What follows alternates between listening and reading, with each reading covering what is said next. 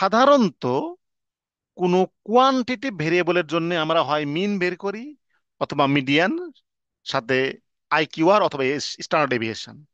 For example, এখানে age হচ্ছে একটি কোয়ান্টিটিভ ভেরিয়েবল, সুতরাং আমরা যদি সাম সেই ভেরিয়েবল দেই তাহলে আমরা পেয়ে যাব observation, mean, HD, smallest value, largest value.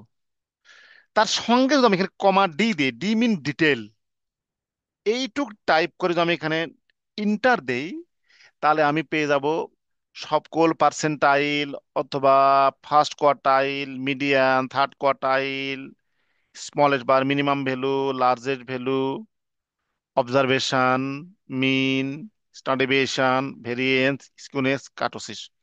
সুতরাং একটি কোয়ান্টিটি ভেরিয়েবলকে সামারাইজ করার জন্য স্ট্যাটাতে এই কমেন্টটা খুবই সহজ, এবং একই উইন্ডোজতে আমরা সব ধরনের আউটপুট দেখতে পারি এবং এই ভেরিয়েবলকে অতি সহজে সামারাইজ করতে পারি।